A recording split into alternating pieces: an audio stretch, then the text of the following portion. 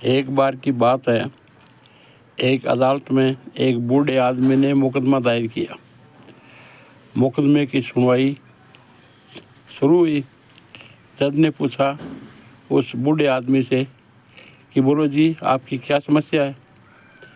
तो बूढ़े आदमी ने जज साहब से कहा कि जज साहब, मेरी समस्या एक ही है कि मुझे मेरा बेटा हर महीने आके और 100 रुपये अपने हाथों से दो। तो जज साहब ने कहा बोलो ठीक है भाई। तो उसने उसके बेटे को बुलाया और बेटे को बुला के पूछा, कहा कि भाई तुम अपने पिताजी को हर महीने की 1 तारीख को हर 100 रुपये दोगे। तो बेटे ने कहा कि जज साहब, मेरे पिताजी के पास तो अपार धन दौलत है, उसको मेरे 100 रुपये की ज़रूरत क्या है। तो जज साहब ने कहा कि हमने आदेश दे दिया कि हर महीने की 1 तारीख को तुम 100 रुपये दोगे और नहीं तो तुम्हारे को कड़ी से कड़ी सज़ा मिलेगी। तो बेटे ने कहा ठीक है भाई, मैं मेरे पिताजी को हर महीने 1 तारीख को 100 रुपये दूंगा। उसके बाद बेटा चला गया। अब जज की जागरूकता बढ़ गई कि इस वृद्ध आदमी के पास अपार धन दौलत है और फिर भी वो 100 रुपये हर महीने की 1 तारीख को मांग रहा है। तो उसकी जिज्ञासा बढ़ गई। उसने बूढ़े आदमी को बोला, बाबा आप मेरे पास आओ। तो बाबा उसके पास गया।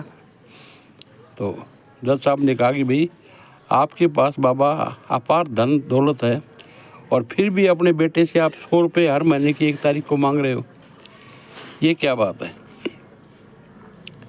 तो उस वृद्ध आदमी की आंखों में आंसू आ गए और आंखों में आंसू लिए हुए वह बोला, जज साहब, मेरे पास पैसों की कोई कमी नहीं है, अपार धन दौलत है, लेकिन मेरे बेटे को मिले हुए 1 साल 2 साल 5 साल हो जाते हैं और मैं मेरे बेटे के लिए दिन रात तड़पता रहता हूँ।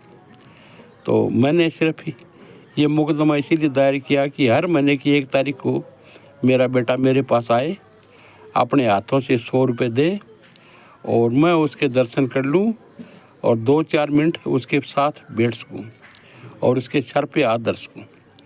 अब जज के पास भी रुका नहीं गया। वहाँ बैठे सारे दर्शक, उनकी आंखों में आंसू थे कि देखो एक बाप ने कितने लाड प्यार से अपने बेटे को पाला और उसी बाप ने मुकदमा दायर करके अपने बेटे से मिलने की इच्छा जाहिर की। देखो ये कैसा संयोग है कि आजकल के बेटे और बहुएं अलग रहते हैं, बाप बेचारा अलग रहता है। तो भाइयों, मेरा यही कहना है कि माता की गोद में स्वर्ग और पिता के कंधे में सिर पे हाथ, यही आदमी की सच्ची दौलत है।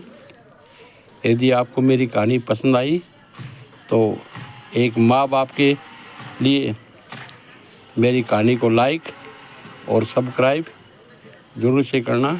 जय हिंद, जय भारत, वंदे मातरम।